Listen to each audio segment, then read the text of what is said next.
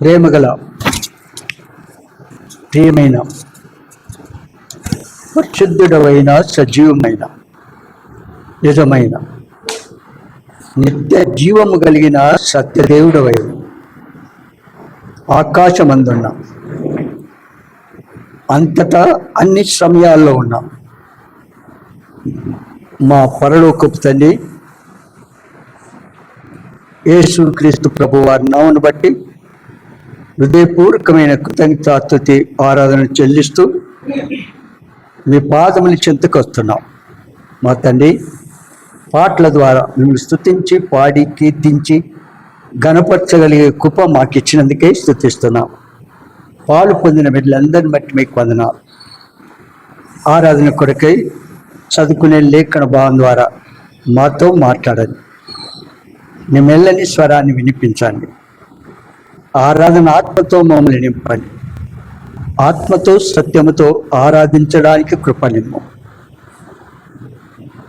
నిష్ప్రయోజకుడని నన్ను జ్ఞాపకం చేసుకొని మీ సిలువ చాటును మరుగుపరిచి ఖాళీ చేసి మీరు వాడుకోవాల్సిందిగా కోరుచు. యేసు నామమున స్తుతించి ప్రార్థించి వేస్తున్నాం తండ్రి. కీర్తనలు 33వ అధ్యాయం 7 నుంచి 12 వరకు చదువుకుందాం.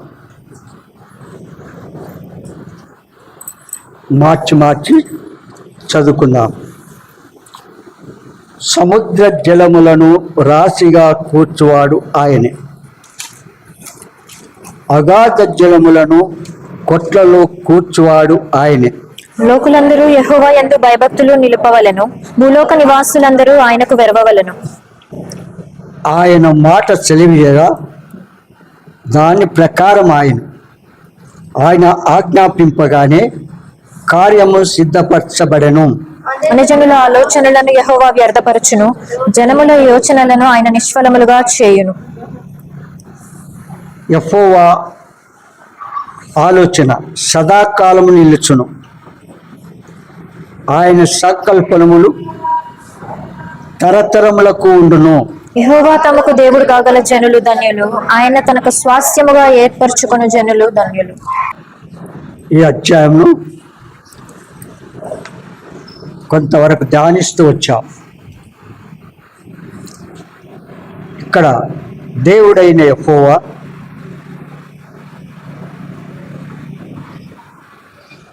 ఆయన వాక్కు, దేవుడైన యెహోవా ఆయన వాక్కు చేత సర్వలోకమును సృష్టించాడు. ఆయన వాక్కు అంటే క్రీస్తు అని అర్థం.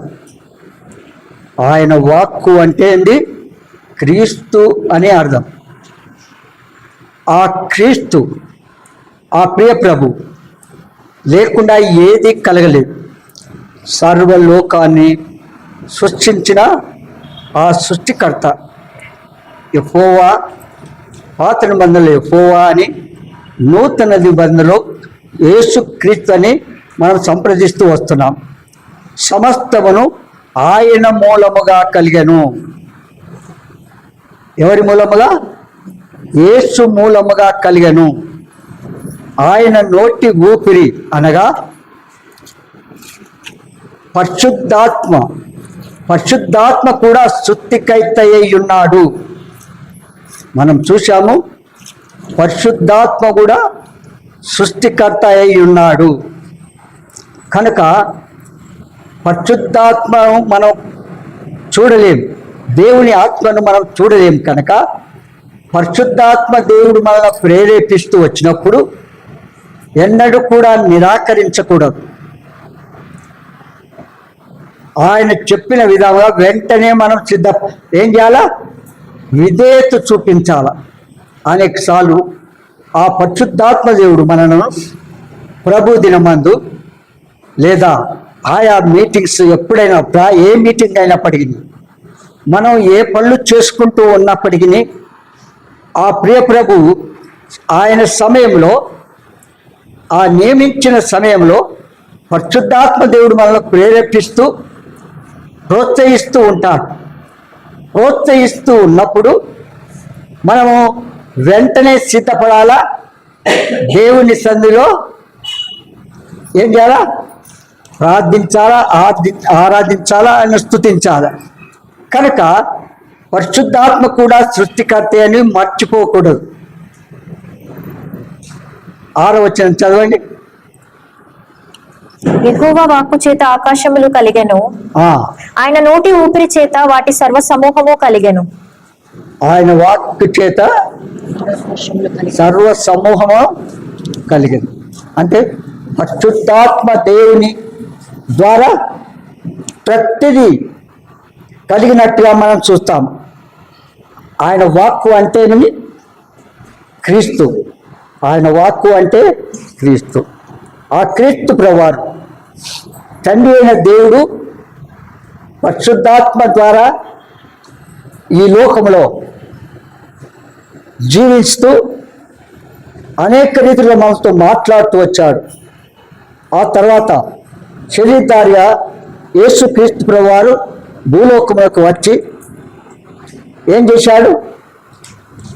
సర్వ మానవాళి కొరకై ఆ ప్రభు క్రయము చెల్లించి పాపులను పరిశుద్ధులుగా మార్చాడు. ఇప్పుడు పరిశుద్ధులుగా మార్చబడిన దేవుని పిల్లలకు పరిశుద్ధాత్మ దేవుడు తన కార్యాన్ని జరిగిస్తూ ఉన్నాడు.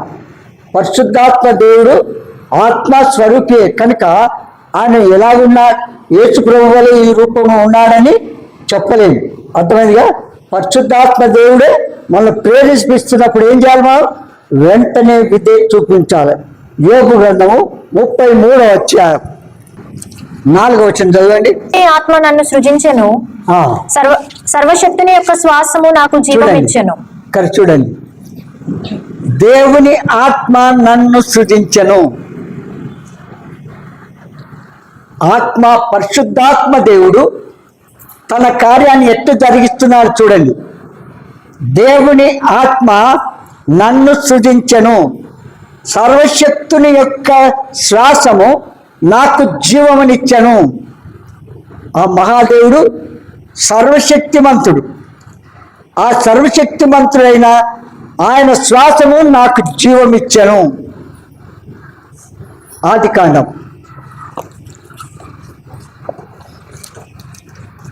1వ అధ్యాయం 27వ వచనం. దేవుడు తన స్వరూపమందు నరుని సృజించెను. అమ్మా, దేవుడు తన స్వరూపమందు నరుని సృజించెను. దేవుని స్వరూపమందు వాని సృజించెను. స్త్రీనిగాను పురుషునిగాను వారిని సృజించెను. స్త్రీనిగాను పురుషునిగాను వారిని సృజించెను. 2వ అధ్యాయం 7వ వచనం. దేవుడైన యెహోవా, చూడండి అందరం కలిసి చదువుకుందాం. దేవుడైన యెహోవా నేల మంటితో నరుని నిర్మించి వాని నాసికారంధ్రములలో జీవవాయువును ఊదగా నరుడు ఏమయ్యాడు? జీవాత్ముడాయను. ఆయన ఆత్మస్వరూపి. ఆయన జీవ ఊదగా ఎట్లా ఉంది చూడండి.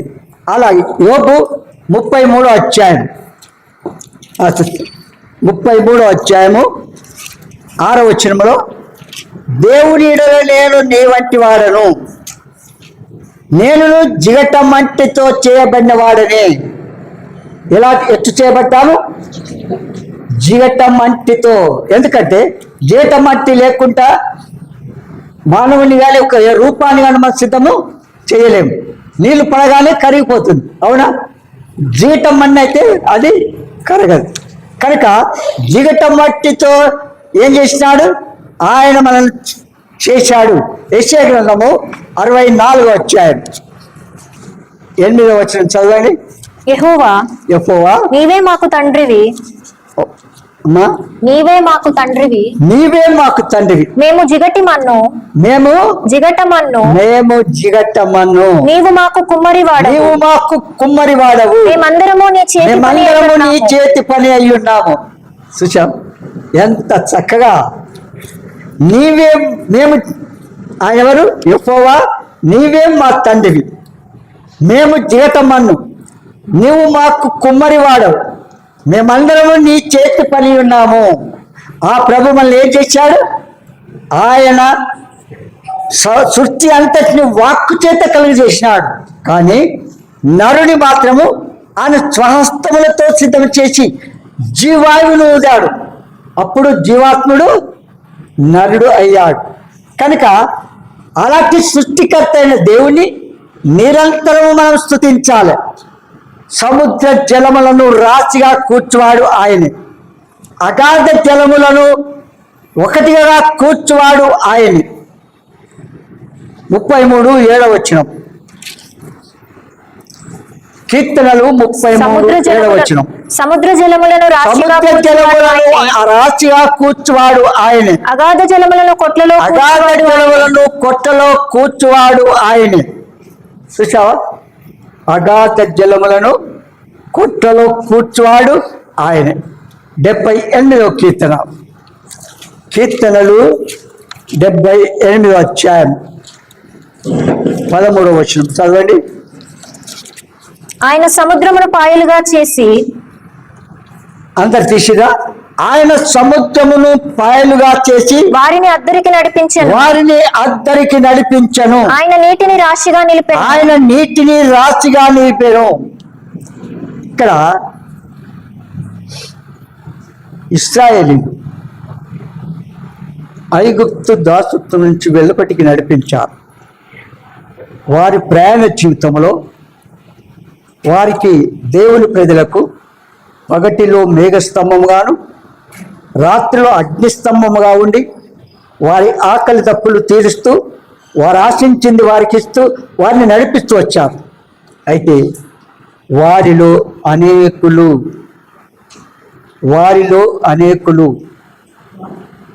సనుక్కున్నారు, తిరుగుబాటు చేసినారు, అవిధేయులైపోయారు, వ్యభిచారులైపోయారు, విగ్రహారాధికులైపోయారు. అక్కడ అలాంటి వారిని అరణ్యంలో అర్థం చేసి మిగిల్చబడిన శేషమును వాగ్దాన దేశముకు నడిపిస్తూ వచ్చారు. వస్తూ ఉంటే వారి ప్రయాణంలో ఇశ్రాయేలీయులు మోషే దగ్గరికి పరిగెత్తుకుంటూ వచ్చి, మమ్మల్ని చంపడానికి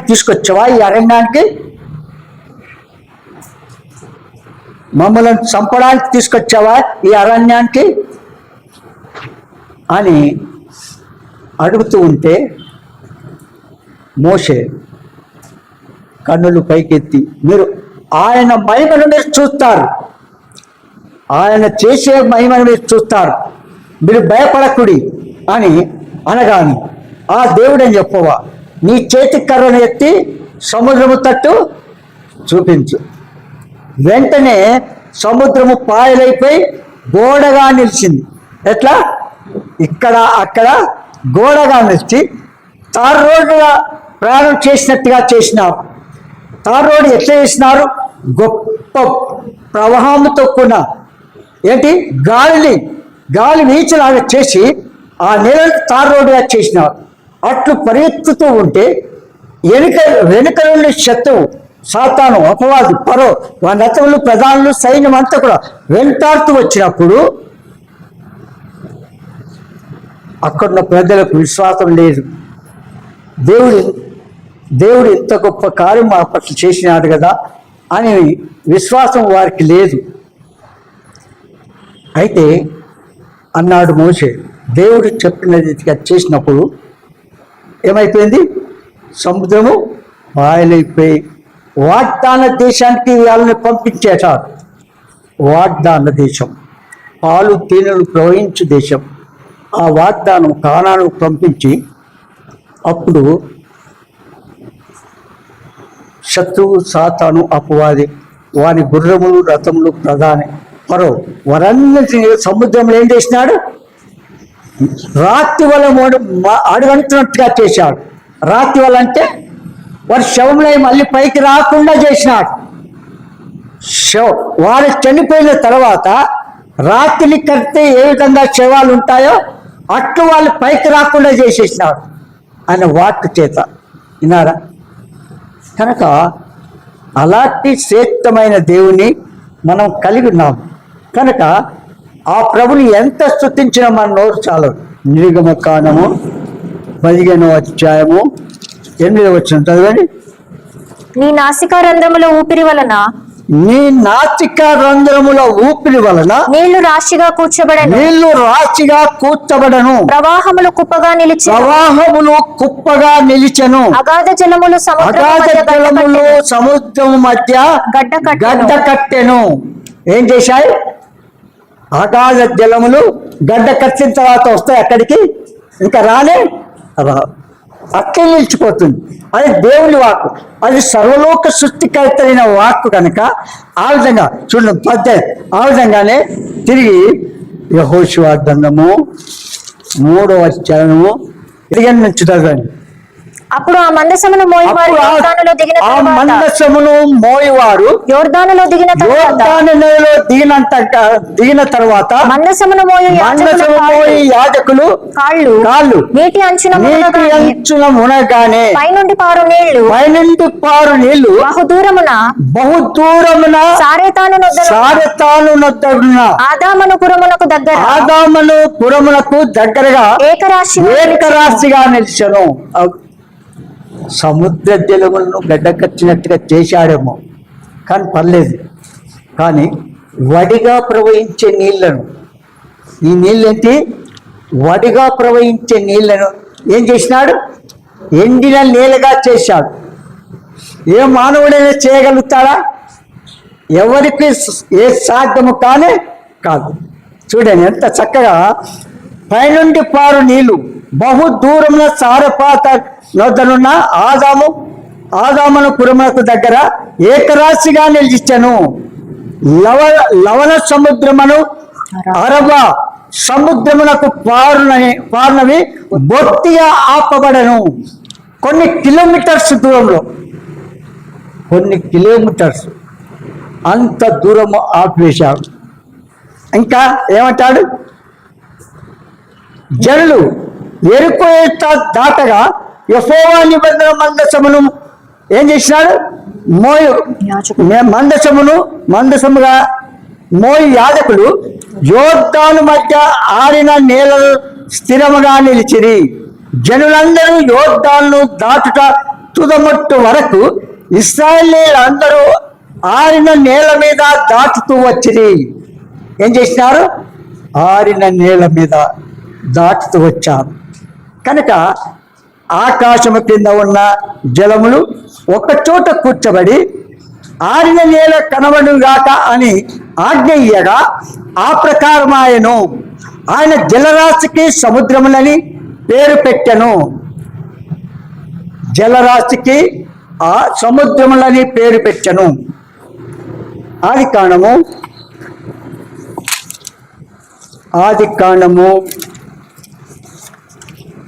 1వ అధ్యాయం 9 చదవండి.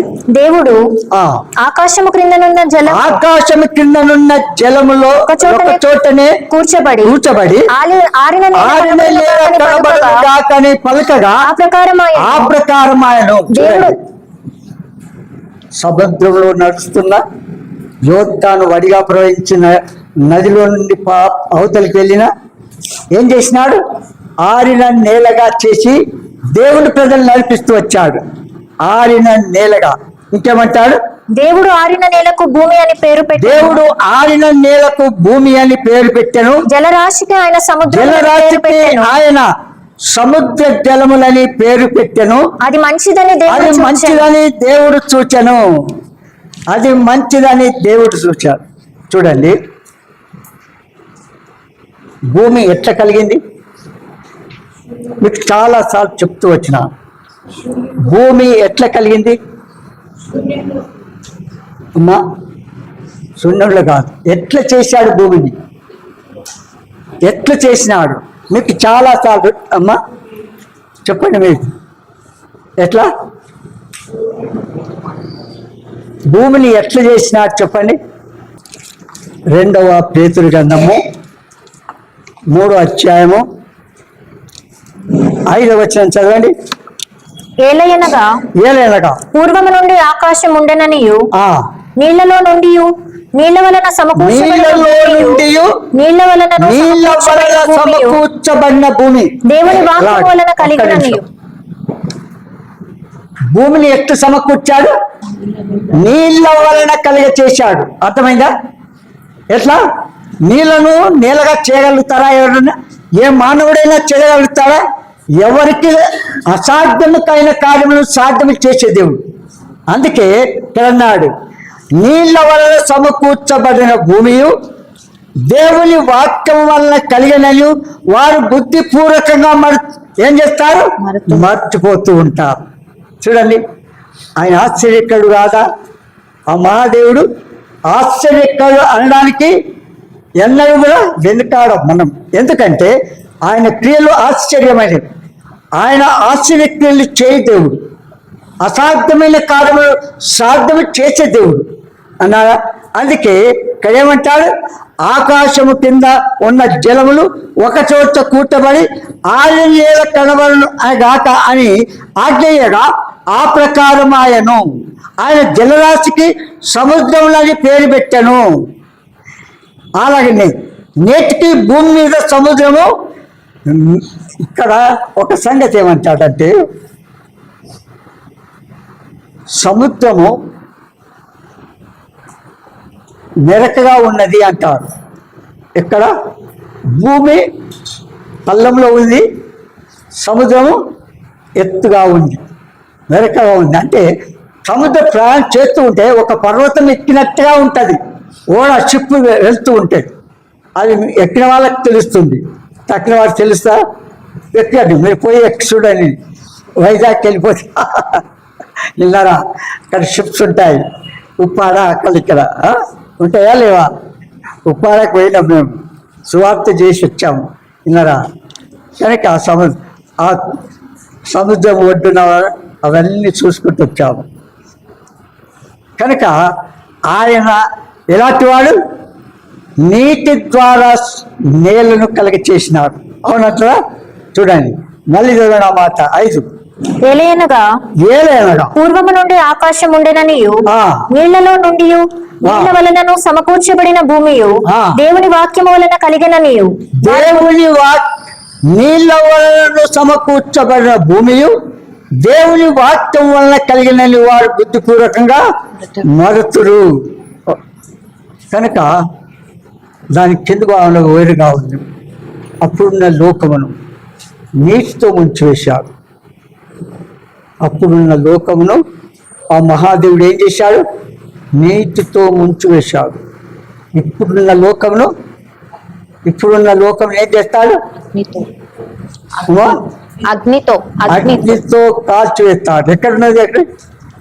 అక్కడ దాని కింద చదవండి. ఆ నీళ్ల వలన అప్పుడున్న లోకము నీటి వరదలో మునిగి నశించెను. అయితే ఇప్పుడున్న ఆకాశమును భూమియు భక్తిహీనుల తీర్పును నాశనమును జరుగుతున్న వరకు అగ్ని కొరకు నిల్వ చేయబడినవై అదే వాక్యము చేయబడి ఉన్నవి. అగ్ని కొరకు సిద్ధం చేస్తున్నారు. ప్రజలు నిర్లక్ష్యముగా ఉండేవారు. పరిశుద్ధాత్మ దేవుడు ప్రేరేపిస్తూ ఉన్నప్పటికీ విధేయత చూపించని వాడు, లోబడని వాడు. అప్పుడు ఏం జరుగుతుంది?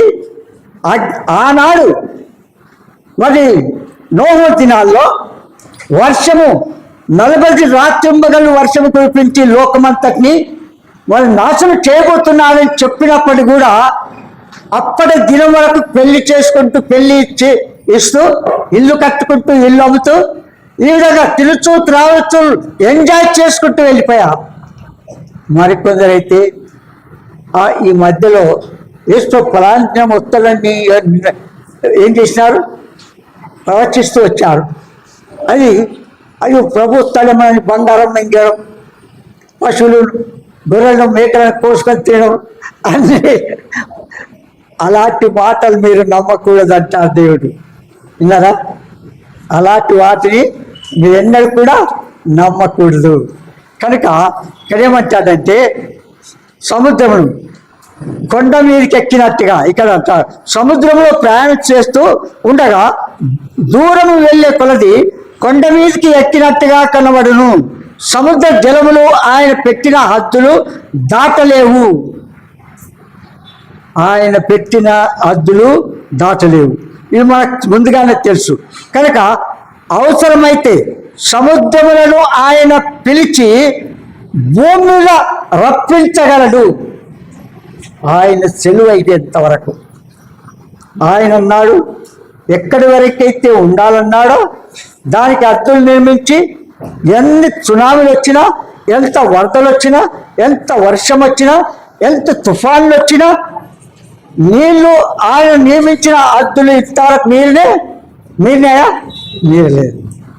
ఆయన సెలవిస్తే, ఆ దేవదేవుడు సెలవిస్తే భూమి అంతటి మీద పొర్లి పారుతాయి. అదే నీళ్ళు.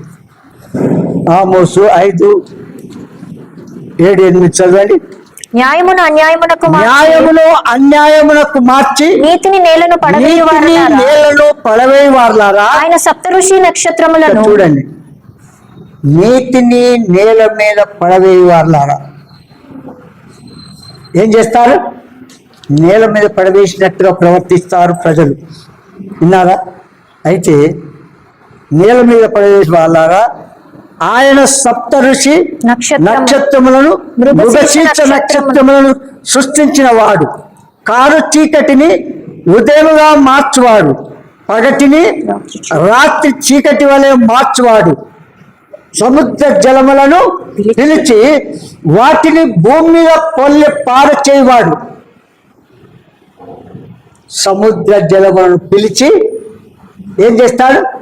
భూమి మీద పారచేయవాడు. అంటే ఒక్క మాట మీకు అర్థం కాదు. వీటన్నిటికీ జీవం ఉంది అని అర్థం. భూమి, ఆకాశము, సముద్రం, సృష్టి అంతటి కూడా జీవం ఉంది. సృష్టి అంతటి కూడా జీవం ఉంది. మీకు ఎగ్జాంపుల్ చెప్తాను. ప్రభు ఓడ మీద ప్రయాణం చేస్తూ ఉన్నప్పుడు శిష్యులతో కూడా పెద్ద తుఫాను వచ్చింది. అవునా?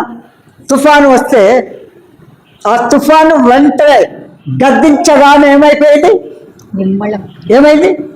నిమ్మలమాయను. అవునా? అంటే వాటి కూడా భాష ఉంది అని అర్థం, చెవులు ఉన్నాయని అర్థం. ఆ సముద్రం పొల్లి పారాలని వాటికి చదివిస్తే ఏమవుతాయి? భూమి మీద పారుతూ ఉంటే భూమి మీద ఉన్న మనుషులు, జంతువులు, పక్షులు అన్నీ ఏమైపోతాయి? పట్టుకోపోతాయి. అవునా? అలాంటి దేవుణ్ణి ఎంత స్తుతించినా మన నోరు చాలునే చాలు. ఆయన సజీవుడైన దేవుడు, నిజమైన నిత్య జీవం కలిగిన సత్యదేవుడు, సర్వ సృష్టిని కలగచేసిన దేవుడు.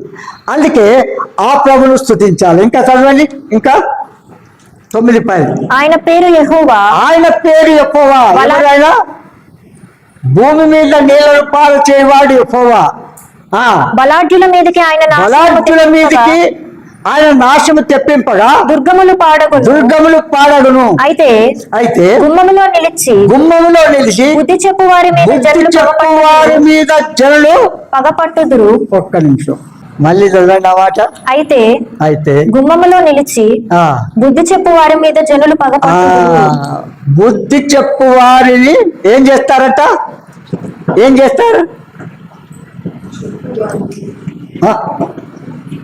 ఒక్కసారి మధ్యలో ఒక చిన్న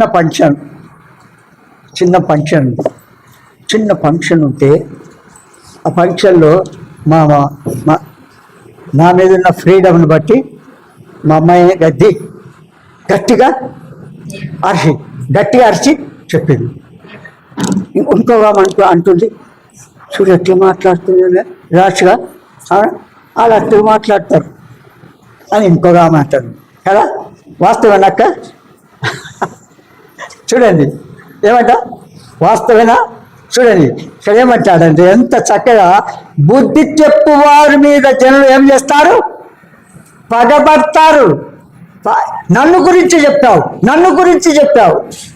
ఎవరి గురించి చెప్పాలా? ఎవరికి చెప్పాలా? సీలింగ్ చెప్పాలా? పిల్లర్స్ చెప్పాలా? ఎవరికి చెప్పాలా? మన నిజ స్థితి తెలియజేసిన దేవునికి ఎంత స్తుతించే మన నోరు చాలదు.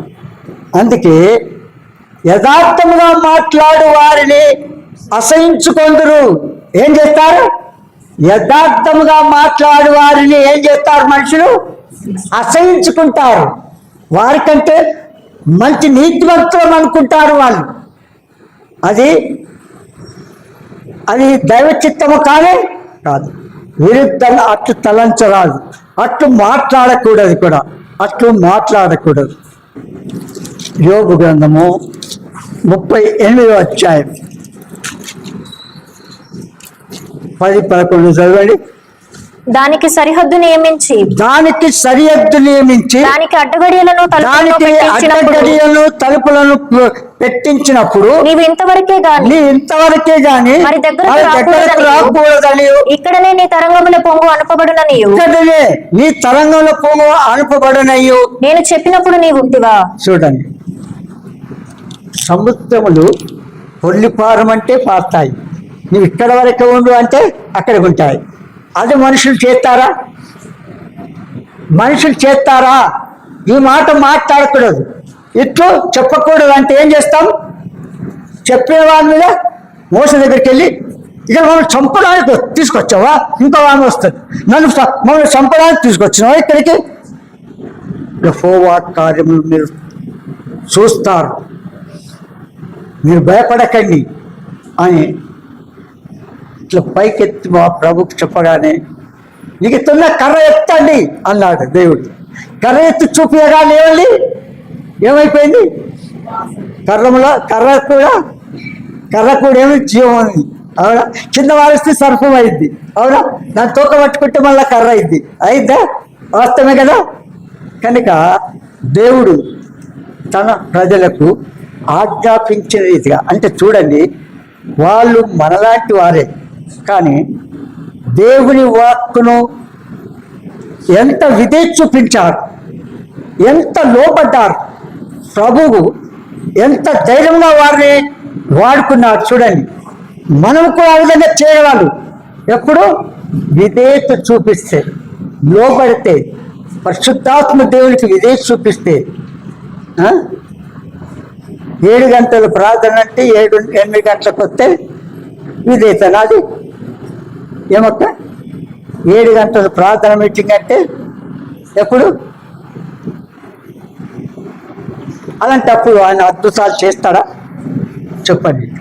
అదే అబ్రహాం అయితే చెప్పిన వెంటనే, మోషే, అబ్రహాం, పాత నిబంధనలో ఎలీషా ఎత్తు తన ప్రజలు ఏం చేసినారు? వాక్కు చేత చెప్పగానే, నేను ఏమంటాడంటే, నేను దైవజనుడిని అయితే అగ్ని మీద కాస్ట్ వేయను కాక అన్నాడు. అన్నదా? వెంటనే 50 మందిని, అంటే దేవుడే చెప్పుతున్నట్టుగా మాట్లాడుతున్నాడు ప్రవక్త కాదా? దేవుడే ఆ పని చేస్తా అంటే ఆయనలో ఉన్నాడని అర్థం. ఆ దేవుడు ఆ ప్రవక్తలో ఉన్నాడని అర్థం. కనుక ఎట్లా ఉంటాడు ఆ దేవుడు? అప్పుడున్న దేవుడు ఇప్పుడు కూడా ఉంటాడు. ఎప్పుడు? మనం సంపూర్ణంగా విధేయత చూపించినప్పుడు, సంపూర్ణంగా లోపెట్టప్పుడు, ఆయన చెప్పినట్టుగా చేసినప్పుడు ఆ విధంగా చేస్తాడు. కనుక చూడండి, అక్కడ ఏమన్నాడు? సముద్రము మాట పొరుపారమంటే పొరుతుంది. ఇక్కడ అద్దులు ఉంచారంటే అప్పటి వరకే ఉంచారు. అవునా లేదా? కనుక ఆ మహాదేవుడు సముద్రములను ఆయనే పిలిచి భూమి మీదకి రప్పించేవాడు ఆయన. సముద్ర జలములో ఆయన పెట్టిన అద్దులలో ఉన్నవి ఆయన పిలిచినప్పుడు అవి రాగలవు.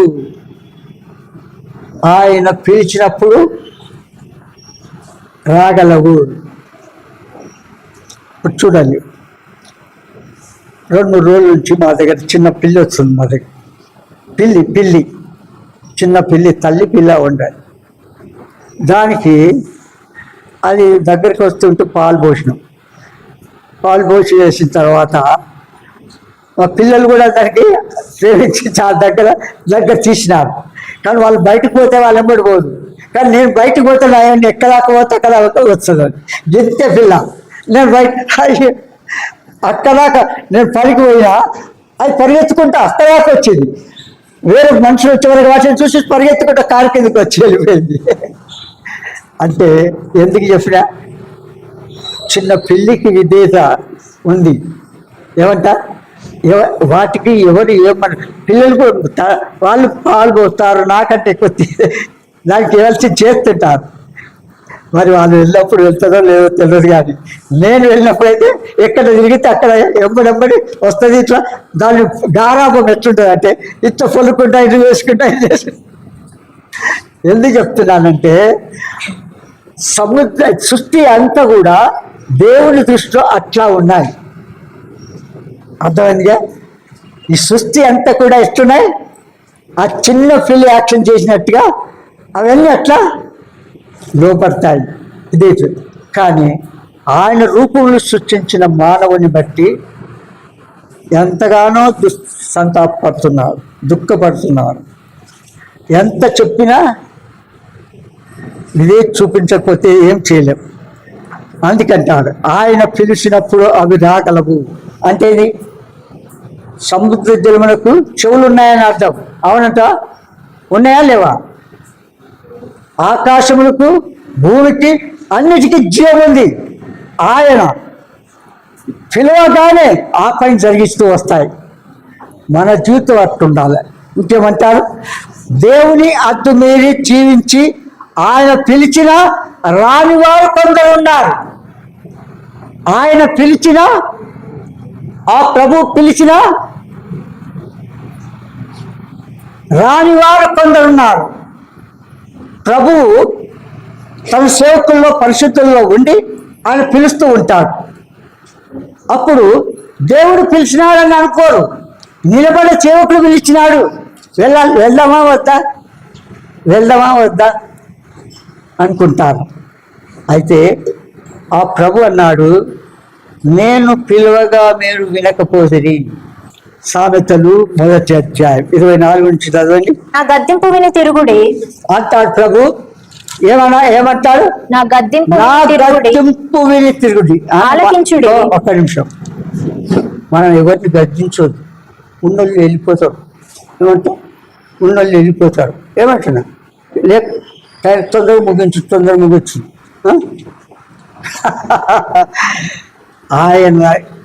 ఆయనకు ఏవి చేయాలో ఆయన మనకు ఏది ఎన్ని రకాల పరిచయం నాకు ఆ టాలెంట్ అందరికి ఇవ్వడు, నాకు ఇచ్చాడు. వాస్తవంగా చెప్తున్నా.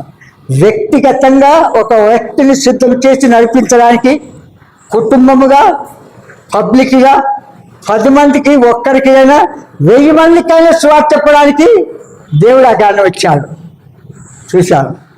ఎందుకు చెప్తున్నానంటే అందరికీ కూడా కొందరికి మాత్రమే ఉంటుంది. అది నేను టీవీ పరిచయం చేస్తూ వచ్చినప్పుడు మీకు ఇదివరకు చెప్పినాను అనుకుంటా. కాకి కథ చెప్తూ వచ్చాను. కాకి కథ చెప్తూ ఉంటే ఒక తల్లి బిడ్డ గుంటూరు భర్త విడిచిపెట్టేశాడు. ఎవరిని? భార్యను. తల్లి బిడ్డ ఉంది.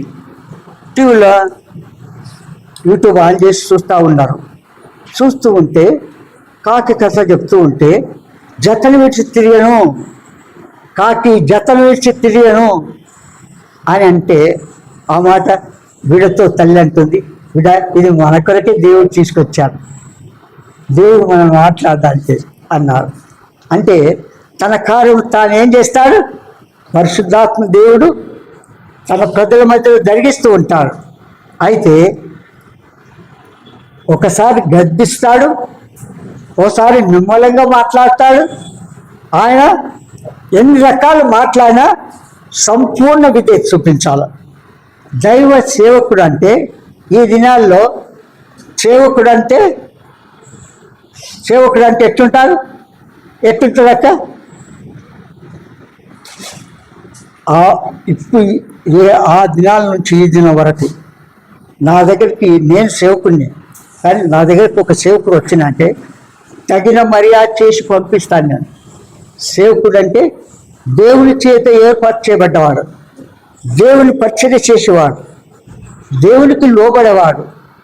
మనం నడవలసిన మార్గాన్ని ఆయన ద్వారా దేవుడు నడిపిస్తూ ఉంటాడు.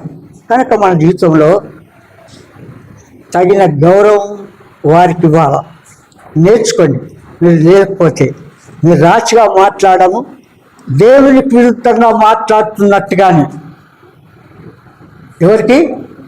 ఆయనలో నివసిస్తున్న దేవునికి విరుద్ధంగా మాట్లాడుతున్నామని తెలుసుకోవాలి. మీరు సరుక్కున్నా, తిరుగుబాటు చేసినా, తప్పులు పట్టినా, ఏది చేసినా ఆ విధంగా చేస్తున్నామని తెలుసుకోవాలి మీరు. చూడు, నేను గద్దించగా ఏమి ఎవరు వినకపోయిరి. గద్దించేది ఎవరమ్మా? ఈయన గద్దిస్తే వణుకుతామా? అమ్మో, నన్ను గద్దించకపోతే చాలు ఏమంటారు కదా. అయ్యో, అప్పుడు అందుకే ప్రభు అన్నాడు. ప్రభు అంటారు చూడండి 23లో, నా గద్దింపు తిరుగుడి, ఆలకించుడి, ఆలకించుడి. నా ఆత్మను మీ మీద సామెతలు కుమ్మరించుదును. 23 నుంచి చదువుతున్నాను. ఆలకించుడి. నా ఆత్మను మీ మీద కుమ్మరించుదును. ఏం కుమ్మరిస్తాడంట? నా ఆత్మను మీ మీద కుమ్మరించగలను. ఆత్మ దేవుడు మన మధ్య ఉండి కార్యం జరిగిస్తున్నాడు కనుక ఆ పరిశుద్ధాత్మ దేవుడు మనలో ఉండి వాళ్ళు నడిపిస్తూ వస్తాడు కనుక దేవుడు అంటాడు, నా ఆత్మ మీ మీద కుమ్మరించగలను. నా ఉపదేశమును మీకు తెలిపెదను. నేను పిలువగా మీరు వినకపోతిరి. అబ్బో అవ్వా, ఎప్పుడు విలువలేదయ్యా నువ్వు? ఎప్పుడు పిలిచావు నువ్వు? నాకు పిలిచినట్టు గుర్తు లేదే. నేను చిరసాలలో ఉంటే నన్ను దర్శించారు, నేను రోగినై ఉంటే నా దగ్గరకు వచ్చి పరామర్శించారు. నాకేమో ఏంటి బండ్లు, టిఫిన్లు, ఫ్రూట్స్ అవన్నీ తెచ్చిపెట్టినావు. నేను బాగాలేకపోతే అయ్యో ప్రభు, నువ్వు ఎప్పుడు రోగి అయ్యావు? ఎప్పుడు చిరసాలలో ఉన్నావు? ఎప్పుడు చేసినావు? అవునా? ఏ నా పిల్లలకి చేతిరి కనుక నాకు చేతిరి. అవునా? ఈ నా పిల్లలకి చేతిరి కనుక నాకు చేతిరి. అవునా? అందుకంటాడు, ఆయన ద్వారా గద్దించినప్పుడు నేను గద్దింపగా మీరు వినకపోతుంది. ఎంత చూడండి, నేను పిలువగా మీరు వినకపోతుంది. నేను పిలువగా నా చెయ్యి చాపగా ఎవరిను లక్ష్య పెట్టకపోయింది. ఏం చేయలేదు? నా చెయ్యి చాపగా ఎవరిను లక్ష్య పెట్టకపోయింది. నేను చెప్పిన బోధ ఏమియో మీరు నేను చెప్పిన బోధ ఏమియో మీరు వినక తోసివేసి. నేను గద్దింపగా లోబడకపో నేను చెప్పిన బోధ ఏంటి? చదవండి మాట. ఏమియో వినక, ఏమియో మీరు వినక తోసివేసితిరి. అట్లే చెప్తాడు, నేను చేసేది నేను చేస్తా. ఏమంటారు? ఆయన సేవకుడు ఆయన చెప్తాడు, ఆయనకి ఏం తెలుసు మా కష్టం, నా రోగం, నా సగం రావాలంటే ఎక్కడైతే నాకు ఒళ్ళు నొప్పులు, నడుము నొప్పులు, కాళ్ళు నొప్పులు. అవునక్క, ఆయన పిలువగా ఏం చేయలేదు. నేను చెప్పిన బోధ ఏమి మీరు వినక తోసివేసి. నేను గద్దింపగా లోపడకపోతుంది. కాబట్టి మీకు అపాయము కలుగునప్పుడు నేను నవ్వెదను. అమ్మా, మీకు అపాయం వచ్చినప్పుడు ఏం చేస్తాడంట? నవ్వుతా అంట. అయ్యో, ఎంత సీరియస్గా ఉన్నాడు ఈయన, సేవకుడు వచ్చి నవ్వుతున్నాడు. ఎందుకో ఏమో మరి ఎచ్చుతులతో ఏడవాలే. ఏమంట? బాధపడాలి, కానీ ఈయన నవ్వుతున్నాడు చూడు కదా, ఎట్టుంది కదా. చూడండి, ఆయన ఇంకా ఏమంటారు? మీకు భయం వచ్చినప్పుడు నేను అపహాస్యం చేసేదను. భయము మీ మీద తుఫాను వల్ల వచ్చినప్పుడు, సుడిగాలి వచ్చినట్లు మీకు అపాయం కలిగినప్పుడు, కష్టమును దుఃఖమును ప్రాప్తించినప్పుడు అపహాస్యము చేసేదను. అప్పుడు వారు నన్ను ఏం చేస్తారు? మొరపెట్టెదరు గాని నేను ప్రత్యుత్తరం ఇయ్యకుందును. నన్ను శ్రద్ధగా వెతికెదరు. అప్పుడు ఏం చేస్తారు? శ్రద్ధగా వెతుకుతారు. ఏం చేస్తారు? శ్రద్ధగా వెతుకుతారు. శ్రద్ధగా. ఎందుకు? అప్పుడు ఏమంటారు? శ్రద్ధగా వెతికితే వారికి నేను వారికి కనబడకుందును, ఆన్సర్ చెయ్యను, నేను జాబ్ ఇవ్వను. ఎందుకు? నేను పిలువగా మీరు వినకపోతే, నేను పిలుస్తూ ఉంటే సనుక్కుంటారు, తప్పులు పడతారు, లేని వాటిని క్రియేట్ చేస్తారు, పక్క వారికి రుద్దుతారు. చూడు ఎంత బాగుంది కదా. కనుక మన జీవితంలో ఆ ప్రభు 29:30 చదవండి. వారికి అసహ్యమాయను, ఇక్కడ చూడండి, జ్ఞానము వారికి అసహ్యమైన, యెహోవా యందు భయభక్తులు కలిగి ఉండుట వారికి ఇష్టం లేకపోయెను. కలిగి ఉంటా వారికి ఇష్టం లేకపోయాను. నా ఆలోచన నా విననొల్లకపోయేది. ఆలోచన విననొల్లకపోయేది. నా గద్దింపును వారు నా కేవలము గర్తింపును తృణీకరించిరి. వారు కేవలం తృణీకరించింది. కాబట్టి వారు తమ ప్రవర్తనకు తగిన వారు ఫలమును తమ అనుభవించెదరు. ప్రవర్తనకు తగిన ఫలమును అనుభవించెదరు. తమకు వెక్కసమగు తమకు వరకు వెక్కసమగు వరకు తమ ఆలోచనలను తమ ఆలోచనలు అనుసరించెదరు. జ్ఞానము లేని వారు జ్ఞానము లేని వారు దేవుని విసర్జించి దేవుని నాశనమగుదురు. విసర్జించి నాశనమగుదురు. బుద్ధిహీనులు బుద్ధిహీనులు క్షేమమును కలిగినదని మైమరిచి నిర్మూలమగుదురు. నా ఉపదేశమును అంగీకరించువాడు నా ఉపదేశమును అంగీకరించువాడు సురక్షితముగా నివసించును. ఎట్లుంటాడు? సురక్షితముగా ఉంటాడు. కనుక అలాంటి దేవుని మనం ఎంత స్తుతించిన మనం చాలు. లోకులందరూ యెహోవా యందు భయభక్తులు నిలిపాల. భూలోక నివాసులందరూ ఆయనకు విరవవలెను. ఆయన సృష్టికర్త కనుక ఆయన యందు భయభక్తులు కలిగి ఉండవలసిన అవసరత మనుషులందరికీ ఉన్నది. ఆయన యందు భయభక్తులు కలిగి ఉండుట జ్ఞానములకు మూలము. దేవుని యందు భయభక్తులు కలిగి ఉండుట దేనికి మూలము? జ్ఞానములకు మూలము. చెడుగును విడుచుట కారణమగును. ఏం చేయబడుతుంది? చెడు ఆయన యందు భయభక్తులుగా ఉంటే చెడు జీవితాన్ని మనం లోబడము, ఇదే చూపించవచ్చు, చేయము. చూడండి 9వ అధ్యాయం, సామెతలు 9వ అధ్యాయము 10వ వచనం చదవండి. యెహోవా యందు భయభక్తులు కలిగి ఉండుటయే. ఇక్కడ చూడండి, యెహోవా యందు భయభక్తులు కలిగి ఉండుటే జ్ఞానమునకు మూలము. ఏంటికి మూలము? జ్ఞానముకు మూలము. పరిశుద్ధ దేవుని గూర్చిన తెలివియే వివేచనకు ఆధారము. కనుక మనము ఆయన యందు భయభక్తులు కలిగి ఉంటే మన ప్రవర్తన విధానమే మారిపోతుంది. మన ప్రార్థన ఆరాధన జీవితమే మారిపోతుంది. కనుక ఎట్లు మన జీవితాన్ని కొనసాగిస్తున్నాం? మన ఆరాధన, మన ప్రార్థనలు, మన మనవులు వినాలంటే ఆయన చెప్పినప్పుడు మనం లోబడాలి. ఎవరైతే లోబడకుండా ఉంటారో, నేను పిలువగా ఏం చేయగలరు? లోబడలేదు. నేను గద్దించగా ఎవరు వినలేదు. చూడండి ఎట్లుందో. ఎప్పుడు ప్రభా నువ్వు అన్నావు అంటారా? దేవుడు తన ప్రజలను వాడుకుంటాడు. విన్నారా?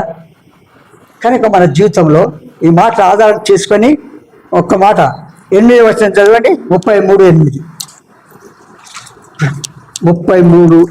లోకులందరూ యెహోవా యందు భయభక్తులు నింపవలెను. భూలోక నివాసులందరూ ఆయనకు భూలోక నివాసులందరూ ఆయనకేం చేయాలా? వెరవవలెను. చాలు. కనుక ఈ మాట ఆధారం చేసుకొని కొంతసేపు మనం ఆరాధన చేసుకుంటాం.